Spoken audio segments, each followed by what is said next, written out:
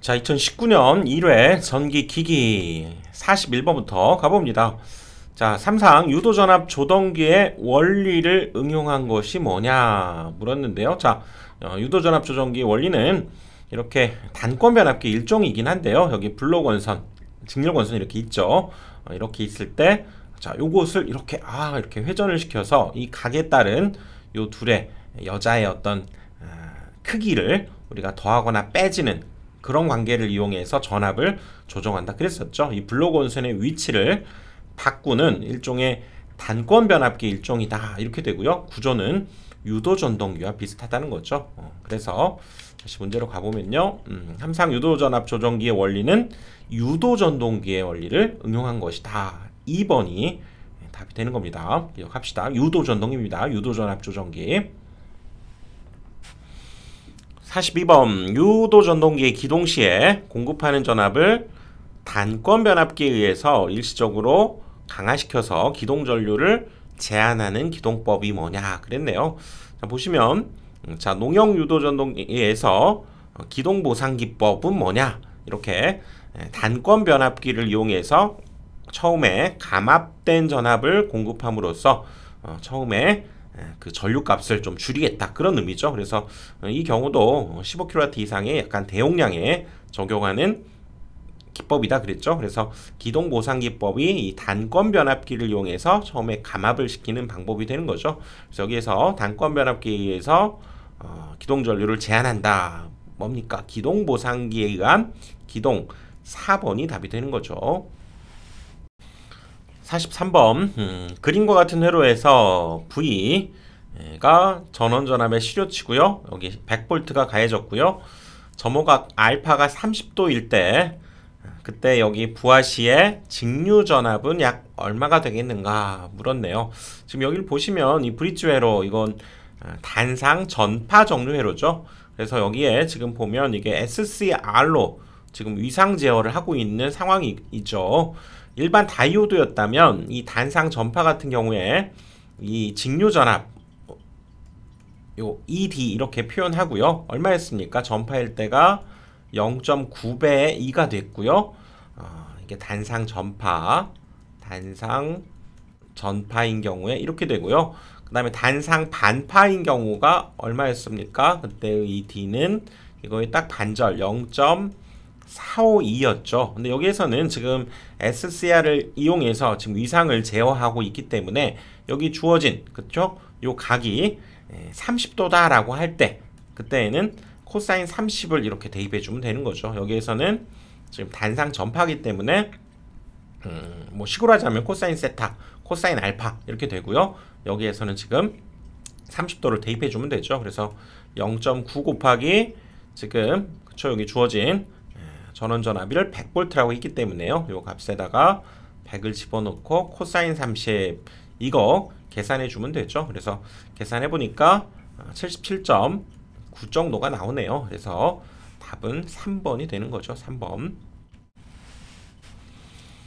44번 비례추위와 관계 있는 전동기로 옳은 것은, 자, 비례추위는 일단 2차 저항이 필요한 거죠. 2차 저항이 필요한 전동기는 이 권선형 유도 전동기에서 우리 비례추위를 만들어내죠. 그리고 비례추위 자체가 슬립과 관계가 있기 때문에, 그렇죠, 이렇게 그려져 있는 우리가 2차 측에서의 이 저항을 변화시키면서 슬립도 조정하고 또 기동 토크도 이렇게 조정할 수 있는 것이 바로 이 권선형 전동기에서 우리가 사용되는 방법이 되는 거죠. 그래서 이 권선형 유도 전동기에서 사용이 되는 거죠. 그래서 답은 4번입니다. 비례추위는 권선형 유도 전동기.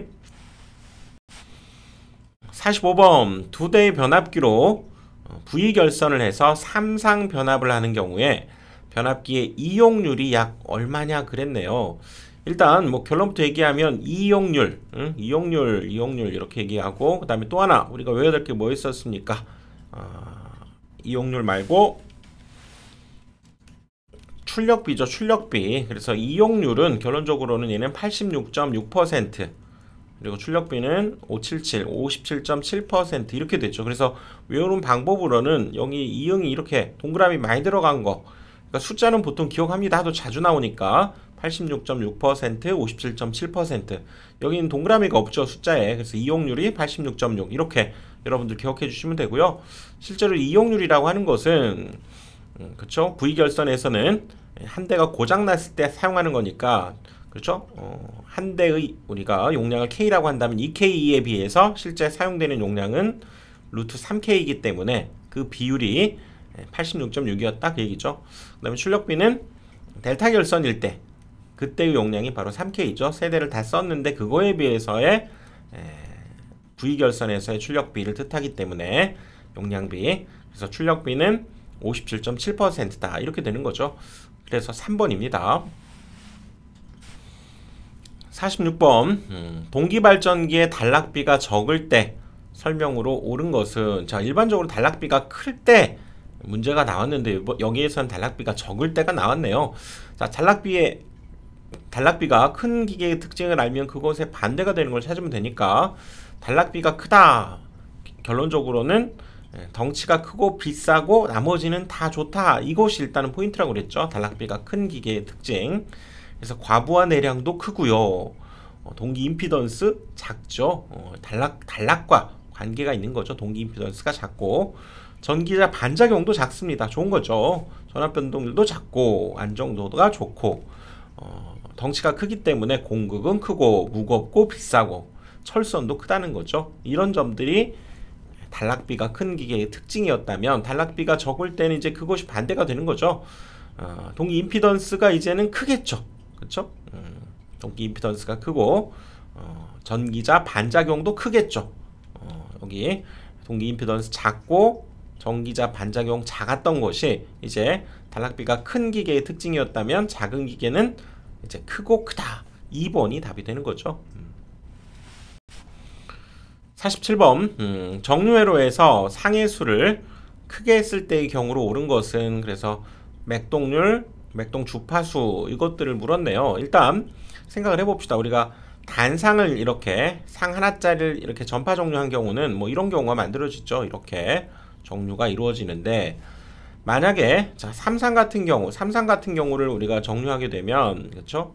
요거 상 하나가 이렇게 전파 정류가 되고요. 또 두 번째 것도 뭐 이렇게 되겠죠. 그리고 세 번째 것도 또 뭐 이렇게 또 이루어지겠죠. 그래서 여기에서 결국 정류된 파형을 우리가 한번 살펴보면, 이 단상 전파 같은 경우는 그냥 요거를 그대로 따라가지만, 삼상인 경우에는 이제 여기서부터 보면 얘가 이렇게 출렁거리는 현상이 만들어지게 되는 거죠. 이렇게. 그래서 이걸 다시 하나로 한번 적어보면 이런 형상이 만들어지는 거죠. 그래서 여기 단상 전파할 때 비해서 얘는 출렁이는 횟수, 즉 주파수가 얘가 더 자주 출렁이게 되는 거죠. 그래서 맥동 주파수는 상이 클수록 더 크고요. 그렇죠? 그 다음에 맥동률은 뭐냐? 맥동률은 뭐였습니까? 우리가 직류분의 크기에 비해서 교류분의 크기가 얼마냐를 묻고 있었던 거죠. 맥동률은 그겁니다. 그래서 실제적으로 여기에서의 직류분은 대략 뭐 이렇게 된다고 하면 그만큼 더 직류분 위아래로 더 많이 출렁거린다, 이렇게 볼 수가 있죠. 얘는 직류분이 이렇게 된다라고 했을 때 사실 살짝 그 위아래로 출렁거리기 때문에 맥동률 자체는 적어지는 거죠. 그래서 상이 이렇게 상의 수가 컸을 때 맥동 주파수는 증가하고 맥동률은 감소한다. 아시겠죠? 맥동률. 그래서 3번이 답이 되는 거죠. 3번. 48번 직류 분권 전동기가 전기자 전류가 100A일 때 50이라고 하는 토크를 발생하고 있다. 부하를 증가시켜서 전기자 전류가 120이 되었을 때 발생되는 토크가 얼마냐. 자, 이것은 지금 전류가 100일 때 50이었다면 120일 때는 얼마냐, 이런 전류와 토크 사이의 그런 관계성을 사실은 묻는 문제다, 이렇게 봐야죠. 자, 분권 전동기에서, 그렇죠? 분권 전동기에서 토크는 뭐에 전류에는 어떻게 됩니까? 전류에는 비례하게 되는 거죠. 전기자 전류에는 비례하게 되고, 또 하나 토크는 속도에는 반비례하게 됩니다. 뭐일 때? 분권 전동기일 때. 그렇습니다. 여기에서는 자, 이 성질을 이용해 주면 된다는 거죠. 요거 여러분들 기억해 두셔야 되고요. 분권일 때 그렇죠? 토크는 전기자 전류에 비례하고 회전수에는 반비례한다라고 하는 걸 꼭 기억을 해 두셔야 됩니다. 그래서 자, 비례한다. 여기 전류와 지금 토크 사이에 비례한다라고 하는 것은 그대로 요 비례 관계를 이용해 주면 되는 거죠. 그래서 이때의 토크, 우리가 구하려고 하는 토크, 요것을 타우2라고 한번 해봅시다. 그래서 비례하니까요. 타우2분의 지금 50, 이것은 그대로 비례하는 건 내 걸 그대로 가져다 쓰면 됩니다. 전류 내 거 120, 50에 해당되는 전류는 100, 이렇게 가져다 쓰면 된다는 거죠. 그래서 우리는 결국 얘를 구하는 거니까 얘 이쪽으로 넘어가고 얘는 역수로 넘어가면 되죠. 그래서 타우2는 50에다가 얘 역수로 넘어가니까요. 100분의 120 이렇게 넘어가면 되는 거죠. 약분하면 여기가 2가 되니까 약분하면 60이 되네요. 그래서 60이 답입니다. 답은 1번이 되는 거죠. 자, 분권 전동기일 때 토크 전류, 전기자 전류에 비례하고 회전수에 반비례하고요. 또 하나 참고로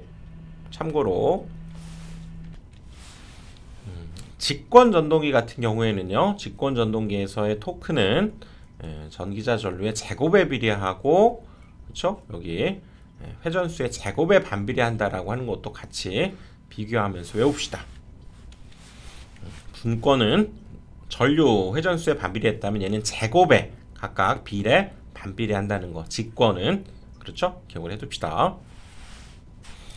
49번 유도 전동기 속도 제어에서 인버터 방식으로 사용하는 경우 1차 주파수에 비례해서 1차 전압을 공급시키는 이유가 뭐냐 물었는데요. 이거 새로 나온 유형이고 이거는 제가 볼 때는 만점을 방지하기 위한 역시 그런 문제로 보입니다. 이거 디테일하게 들어가서 여러분들 이런 관계들 다 하기에는 상당히 복잡하고 또 이런 정도의 공부를 한다는 것은 이거는 몇 년짜리 공부해도 사실은 알기 어려운, 뭐 이거 단편적으로 하나는 알겠죠. 하지만 출제율도 높지 않으니까 이건 여러분들 역시 이 문제 유형 주파수에 맞추어서 전압을 역시 공급하는 이유가 뭐냐 그러면 이것은 자속을 일정하게 하기 위한 것이다 라고 이 문제 형태, 그렇죠? 이 유형을 이 답과 함께 익혀두는 것이 가장 합리적인 방법입니다. 여러분들 이건 그렇게 역시 49번은 진행을 해 주십시오. 자, 다시 인버터 방식으로 사용하는 경우 주파수에 비례해서 역시 전압도 공급해주는 그런 이유는 자속을 일정하게 하기 위해서. 알겠죠? 자, 3번이 답입니다. 자, 50번으로 갑니다. 60Hz 변압기에서 50Hz의 동일 전압을 가했을 때 자속 밀도는 60Hz에 비해서 어떻게 되는가? 이것도 같은 얘기죠. 지금 60Hz에서의 자속 밀도와 50Hz에서의 자속 밀도의 그 관계를 지금 묻고 있는 거죠. 이 50번 문제도 앞에 분권, 직권 거기에서 우리 분권에서 했듯이 같은 어떻게 보면 같은 맥락으로 풀어가는 문제다 이렇게 봐야죠. 그러니까 여기에서는 주파수하고 자속 밀도, 변압기에서 주파수하고 자속 밀도가 등장하는 식을 사실 생각을 해내야 됩니다. 변압기에서. 자, 변압기에 우리 유기기전력이 있었죠. 4.44 FN 파이. 근데 파이 대신에 뭐였습니까? 자속은 자속 밀도에다가 면적을 곱한 거니까 파이 대신에 BS 이렇게 써도 된다고 그랬죠. 4.44 FN 파이 BS 이렇게 변압기에서의 기전력, 유기기전력에 관한 식에 보니까 이 F와 B에 관한 식이 여기에 들어있더라는 거죠. 그리고 이렇게 둘의 고배 형태로 돼 있으면 같은 쪽에서 고배 형태로 돼 있으면 이 둘은 반비례 관계가 되는 거죠. 반비례. 왜냐하면 뭐 B라고 하는 것을 F를 저쪽으로 보내버리면 분모로 가는 거잖아요. 분모로. 여기 얘가 만약에 이쪽으로 넘어간다고 하면 분모로 넘어가는 거죠. 그래서 얘가 커지면 이 값은 작아진다 이렇게 볼 수 있기 때문에 원래 이렇게 고배 같은 쪽에서 고배 형태로 되어 있으면 둘은 반비례 관계입니다. 자, 이렇게 해서 반비례 관계라는 걸 이제 알았기 때문에 자 갑니다. 60Hz하고 50Hz를 이렇게 쓰고요. 비례식을 어떻게 씁니까? 반비례면 50에 해당되는 그때의 자속 밀도, 60에 해당되는 자속 밀도는 각각 반대로 이렇게 해주는 거죠. 그러니까 60에 해당되는 자속 밀도를 여기다가 P60이라고 합시다. 50에 해당되는 자석 밀도를 B50이라고 이렇게 하자는 거죠. 자, 이게 사실은 이제 이걸로 끝난 겁니다. 근데 자, 문제로 가보면 50에 전압을 가했을 때 50Hz 전압을 가했을 때의 자석 밀도는 얘에 비해서 어떻게 되냐 그 얘기니까 50일 때 요 녀석이 지금 주인공이 되는 거예요. 얘는 얘에 비해서 어떤 거냐 그래서 얘를 주인공으로 다시 풀어주기만 하면 되죠. 50일 때가 어떻게 되느냐 그랬기 때문에 그렇죠? 마찬가지로 얘 이쪽으로 가고요. 얘는 이쪽으로 역수로 넘어가면 됩니다. 그래서 B의 50은 이거 역수로 넘어가면 그렇죠? 50분의 60으로 역수로 넘어가고 B60 이렇게 되는 거죠. 그러니까 60일 때의 자석 밀도에 비해서 5분의 6이 된다. 이래야죠. 5분의 6으로 증가한다. 여기 있네요. 2번이 답이 되는 거죠. 51번 직류기의 손실 중에서 기계의 손으로 옳은 것은 그랬는데 여러가지 지금 손실이 있는데 자 저랑 이론 강의에서 이렇게 외우자고 그랬었죠. 어느 기업이 풍비박산했던 스토리 담으면서 이렇게 고철 기계를 지금 들여와서 가동을 한 거죠. 가동을 했습니다. 가동했더니 고철 기계를 가지고 가동을 하니까 어떻게 됩니까? 회사가 표류한다고 그랬죠. 표류 붕붕 떠다니면 뭔가 잘 안 돼. 그래서 여기에서 또 두 가닥씩 이렇게 갈라지는 거죠.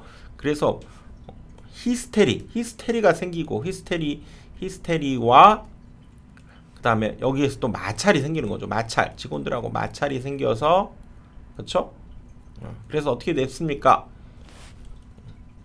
풍비박산했다. 이렇게 기억하자고 그랬죠. 그래서 이것이 손실을 나타내는 전체적인 흐름도 이렇게 기억을 하자고 그랬죠. 그래서 고정손, 가변손, 철손, 기계손, 여기는 동손, 표유부하손 이렇게 된다고 그랬죠. 그래서 철손에는 히스테리시스 손과 와류손이 있고요. 와류손, 기계손에는 마찰손과 풍손이 있었죠. 이렇게 전체적으로 이런 감각을 가지고 고철 기계를 들여와서 가동을 했더니 뭔가 표유하고 히스테리와 마찰이 생겨서 풍비박산했다. 뭐 이 정도 스토리 한번 공부해 보시면 기계손 딱 보이잖아요. 마찰손과 풍손 1번이 답이죠. 1번 그쵸? 자 이렇게 한번 외워봅시다. 52번 다음 괄호 안에 알맞은 것은 자 직류발전기에서 계좌권선이 전기자의 병렬로 연결된 직류기 뭐 이거였죠. 이렇게 병렬로 연결된 여기 전기자가 이렇게 있을 때 계좌가 이렇게 병렬로 연결되어 있는 거 뭐였습니까? 분권이었죠. 분권. 전기자 권선과 계좌 권선이 직렬로 접속되어 있는 거 같은 모양이죠. 이렇게 생겼는데 얘는 이제 직렬로 이렇게 연결이 돼 가지고 이렇게 가는 거였죠. 이것이 바로 직권이었죠. 직권. 그것은 직권 발전기. 병렬은 분권 발전기. 이렇게 직렬로 연결되어 있는 것은 직권 발전기. 어려운 문제 아니죠. 1번이 답이네요. 53번 삼상 유도전동기의 속도제어법으로 틀린 것을 물었네요. 자, 삼상 유도전동기 속도제어법 살펴봅시다. 자, 먼저 농형 전동기에서의 속도제어법은 여기에 포인트가 있다고 그랬죠. 속도 자체가 우리 동기속도에 1-s가 곱해진 값이기 때문에 이거에 관여하는 것들이 극수, 주파수, 슬립인데요. 슬립은 전압에 의해서 제어하기 때문에 극수변환법, 주파수 제어법, 1차 전압 제어법이 있다고 그랬죠. 전압입니다. 그래서 농형은 2차 아니고요. 1차라고 아무튼 표현돼야 되고 전압을 제어한다는 거. 그리고 또 다른 것도 한번 살펴보면 토크는 유도전동기는 전압의 제곱에 비례하고요. 또 슬립은 전압의 제곱에 반비례한다는 거 기억을 좀 해두시고요. 그 다음에 권선형 유도전동기에서는 종속법이 있다고 그랬죠. 2대 이상의 유도전동기를 연결해서 속도를 제어하는 그런 방식이고요. 직렬 가동일 때는 P분의 120F 대신에 더하고 차동일 때는 극수를 빼고 종속일 때는 가동의 2배 요것도 있었죠. 그리고 2차 저항 제어법 또 2차 여자 제어법이 있습니다. 이렇게 2차란 말이 들어가게 되면 권선형 우리 1차에서 끝냅시다. 권선형이 2차를 자꾸 그렇죠? 한 잔 더 먹자고 자꾸 가자고 해서 권선형 2차는 권선형입니다. 알겠죠? 이것도 좀 기억을 해두시고요. 2차 저항. 그래서 다시 문제로 가보면 삼상 유도전동기의 속도법으로 틀린 것 그러면 1차 저항이란 말은 없습니다. 1차 전압이라고 하든지 아니면 2차 저항이라고 하든지 그래야죠. 그래서 이것이 틀린 거고, 극수, 주파수, 그쵸? 전압제어, 1차 전압제어법이 있다는 거죠. 그래서 3번이 틀린 거죠. 54번 동기전동기의 위상특성 곡선 V곡선이죠. 요거에 관한 것으로 옳은 것은 물었네요. 자, 보시면 다시, 자, 우리가 역률 코사인 세타가 1일 때 그때의 이 상황을 보면 가장 전기자 전류는 작게 흐르게 되고요. 그렇죠? 요건 뭐 부하에 따라서 이렇게 올라가는 거니까 요거 하나만 보시면 됩니다. 그래서 그것보다 우리가 이렇게 계자 전류 또는 여자 전류를 더 많이 주게 되면 콘덴서로 역할을 하게 되고 앞선 역률 영역 진상으로서 작동한다 그 얘기죠. 앞선.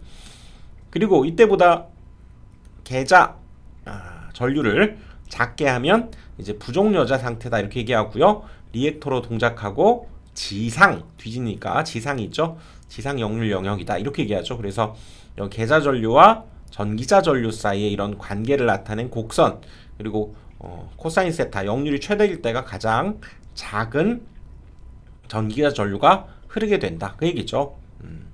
그래서 다시 문제로 가보면 여기서 옳은 것은 4번이죠. 공급전압 V와 부하가 일정할 때 계자 전류 변화에 대한 전기자 전류의 변화를 나타낸 곡선 4번이 답이 되는 거죠. 55번 1차 전압이 6600, 2차 전압이 220, 주파수가 60Hz, 1차 권수가 1200회인 변압기의 최대 자속 파이를 구하라 그 얘기죠. 아하, 변압기에서 이 파이가 등장하는 것, 그리고 전압, 주파수, 권수 이런 것들이 등장하는 것, 권수 n이죠. 전압 뭐 E라고 표현할 수 있고요. 그렇죠? 자, 어떤 식이 떠올라야 됩니까? 우리 E는 그렇죠? 변압기에서 유기기 전력 4.44 FM 파이 이렇게 되죠. 파이 대신에 뭐 BS라고 쓰기도 한다고 그랬고요. 아, 여기에 등장하는 것들이네요. 결국 얘를 구하란 얘기죠. 그래서 여기에서는 지금 주파수 1차 권수가 주어져 있으니까 당연히 1차 전압을 가지고 써야 되겠죠. 2차 전압을 쓰지 않고. 그래서 여기에서 이것으로부터 자, 자속 파이는 4.44 FM분의 2가 되겠죠. 그래서 여기에서는 지금 1차 권수 주어졌으니까 1차 권수, 1차 전압을 써야 되겠죠. 그래서 4.44에 F 대신에 60Hz, 그리고 권수가 1차 권수 1200이고요. 그러면 여기에 기전력 자체도 뭐 전압이죠. 1차 전압 6600을 넣어서 계산해주면 되는 거죠. 자, 이거 계산기로 두드려 보니까 0.0206 이 정도 값이 나오네요. 그러니까 여기 가장 가까운 값 4번이 답이 되는 거죠. 4번. 56번 동기발전기 전기자 권선법 중에서 집중권인 경우에 매극 매상의 슬롯 홈이죠. 홈의 수는 어떻게 되는가 그랬는데, 우리 집중권은 이렇게 뭐 N극, S극, N극, S극 이렇게 각 극에 해당되는 그 한 곳에 집중해서 이렇게 코일을 권선을 감는 것이고요. 분포권은 그렇지 않고 넓게 이렇게 분포시켜서 감는 방법이 분포권 이렇게 얘기했었죠. 그래서 분포권 개수까지 다시 한번 복습해보면 극수가 M이고 상수가 M이고 매극 매상당의 슬록스가 Q라고 한다면 분포권 개수 사인 2n분의 파이, 여기도 사인 2n분의 파이 이렇게 쓰고요. 그때 매극 매상당의 슬로스를 여기에 Q, M 옆에다 Q 이렇게 써줘야 된다. 이것도 기억을 해둬야 된다고 그랬죠. 그만큼 유기기전력이 분포권일 때는 감소하죠. 그래서 아무튼 여기에서의 집중권은 매 극마다 거기에 집중, 그 한 곳에 집중해서 권선을 하겠다 그 얘기죠. 그래서 집중권인 경우에 매극 매상의 홈수는 그 상에 하나씩에 집중한다 이렇게 얘기할 수 있죠. 자, 한 곳에 집중해야죠. 집중 한 곳입니다. 1번이 답이네요. 57번 4분의 3부하에서 효율이 최대인 주상변압기의 전부하 시의 철손과 동손의 비를 구해봐라 그랬네요. 일단 4분의 3부하라고 하는 것은 우리가 그 변압기에 걸 수 있는 전체 부하를 1로 가정했을 때 이거에 4분의 3 정도의 부하가 걸려있는 그때의 효율 그리고 최대인 상황을 한번 생각해봐라 그 얘기죠. 다시 가보면 변압기에서의 효율은 입력분의 출력인데요. 그쵸? 변압기 우리가 출력을 기준으로 표시하기 때문에 입력은 출력에다가 손실을 더한 값 이것도 기억을 해둬야죠. 그래서 손실은 이제 철선과 동선이고요. 이걸 기호로 표현하면 출력 자체가 이제 VI 코사인 세타고요. 역시 VI 코사인 세타에다가 철선, PI, 동선, PC를 곱한 거 이렇게 효율을 이렇게 정의하게 되죠. 이때 이것은 전부하 효율입니다. 즉 부하를 다 걸었을 때 1, 비율을 1로 봤을 때 1을 다 걸었을 때의 효율이고요. n분의 1 부하일 때는 그쵸 출력도 이제 n분의 1이 되고요. 출력 자체가 이제 n분의 1이 되는 거죠. 그러니까 출력 앞에다 n분의 1이 붙지만 철선 자체는 얘는 무부하선이죠. 부하가 있든 없든 관계없이 얘는 무조건 발생하는 거기 때문에 얘는 그대로 철선은 가고요. 동선은 그쵸 m 제곱분의 1이 된다는 거 이거 주의해야 된다고 그랬죠. 왜냐하면 동선에 m 제곱이 되는 이유가 뭐냐, 우리가 손실 자체도 일종의 전력이죠. i제곱 r인데 우리가 n분의 1 부하를 주었다는 것은 전류 자체도 n분의 1의 i가 되는 겁니다. 전류값이. 그렇죠. 그래서 이걸 실제로 제곱해 보면 분모에 m 제곱분의 i제곱 r이 되면서 그쵸 동선에 여기가 m 제곱분의 1이 된다는 거 이거 주의해야 된다고 그랬죠. 그래서 n분의 1 부하의 효율은 이렇게 결정이 나고요. 그렇다면 이 효율이 최대가 될 조건이 뭡니까? 역시 여기 고정선과 부하선 이런 것들이 같을 때 여기에서도 최대가 발생하기 위해서는 이 철선과 동선이죠. 여기에서는 m제곱분의 1pc 이런 관계가 들어가야 된다 그 얘기죠. 자 다시 문제로 갑니다. 여기에서 즉 효율이 최대인 상황을 조건이 뭐라고요? 철선과 동선 여기에서 공식으로 쓰자면 이렇게 되고요. 이때 지금 n분의 1 부하니까 지금 4분의 3 이것이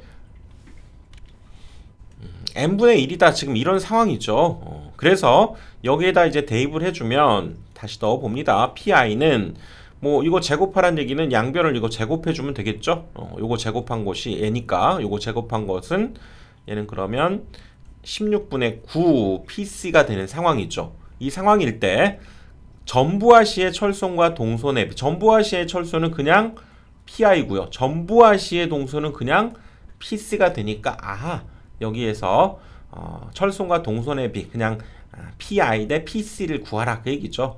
PI 대 PC를 구하라. 이것은 뭐 PC분의 PI 이렇게 해서 구해봐도 되죠. 그래서 얘가 밑으로 내려가면 되니까 PC가 분모로 내려가면 여기가 16분의 9 이렇게 되니까요.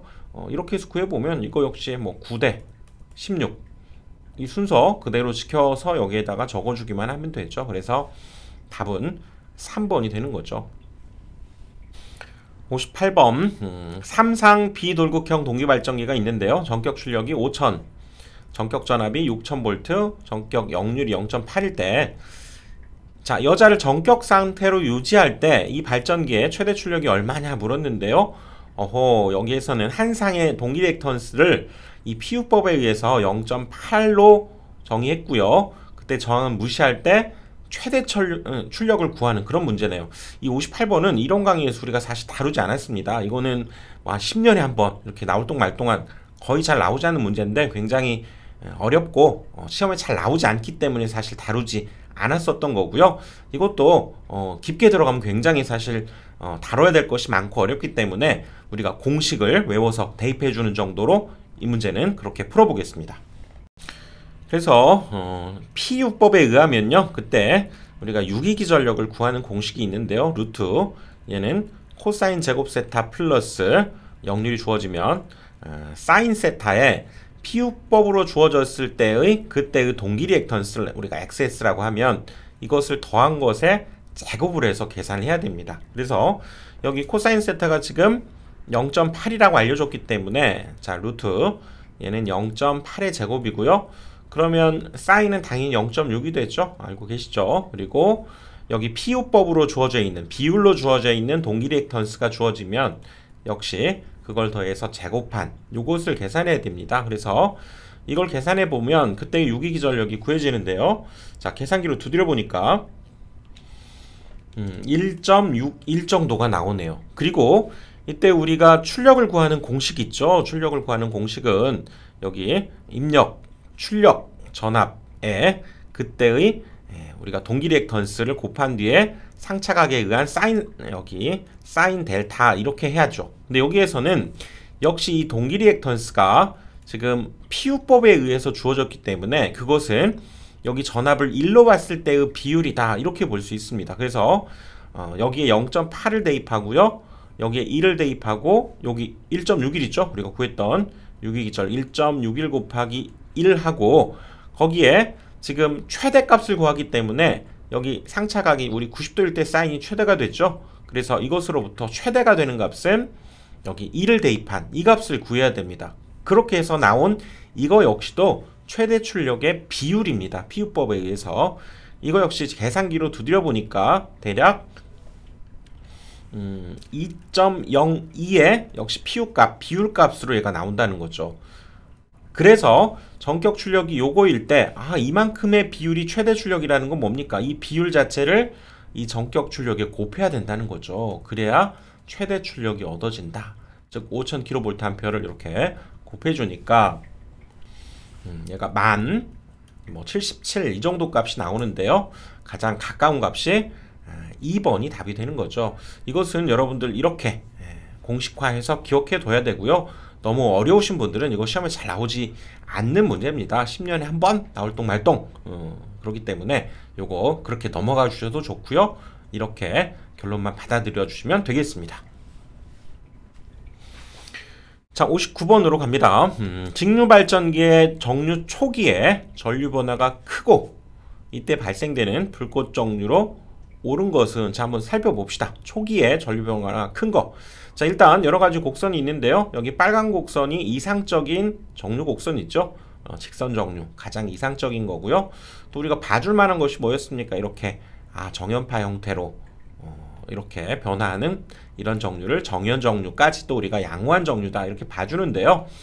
자, 여기 위에 있는 요 파란 거 봅시다. 얘는 초기에는 그냥 부드럽게 이어졌다가 갑자기 마지막에 급격하게 변화하죠. 그러니까 이 초기 입장에서 보면 얘는 뭔가 부족하다. 그래서 정류가 제대로 이루어지는 거에 비해서 부족한 거죠. 정류 흐름 자체가. 그래서 부족 정류다 이렇게 얘기하고, 여기는 급격히 변화하는 이 말단 마지막 부분에서 불꽃이 발생하죠. 그 다음에 여기 아래 그래프를 보면 얘는 초창기에 과하게 얘가 급격하게 변하다가 마지막에는 변화하는 양이 적게 됐죠. 즉 이상적인 정류 곡선보다 처음에 급격하게 변하기 때문에 과정류 이렇게 얘기하고, 이 경우에 얘는 초반에 그쵸? 불꽃이 발생한다 이렇게 얘기할 수 있죠. 그래서 정류 초기에 전류 변화가 크다, 과하게 정류되었다 이렇게 얘기할 수 있죠. 그때 불꽃이 발생하는 정류 과정류죠. 정류 초반에 이렇게 급격히 정류가 이루어지는 과정류다 이렇게 얘기할 수 있죠. 답은 1번입니다. 60번 3상 유도전동기 기동법 중에서 전전압 기동에 대한 설명으로 틀린 것은, 자, 전체 전압을 한 번에 가해버리는 기동이죠. 한번 살펴봅시다.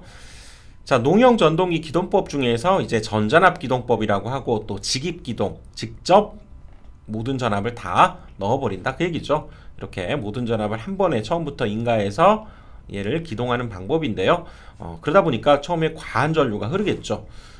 그것을 우리가 조금 최소화하기 위해서는 소형 전동기에 적합하다 이렇게 얘기할 수 있죠. 대형 전동기에 이렇게 처음부터 전전압 기동을 하게 되면 막대한 전류가 흐르죠. 전격 전류의 4배에서 8배까지도, 평균적으로 그럼 6배 이렇게 얘기해 주면 되겠죠. 그래서 전격 전압을 직접 처음부터 인가해서 기동하는 방법이다 이렇게 얘기할 수 있죠. 전전압 기동법. 그래서 이거에 대해서 틀린 것을 물었네요. 그래서 기동 시에는 역률이 좋지 않다. 그렇습니다. 한 번에 하다 보니까 좀 이런 안 좋은 점들이 있고요.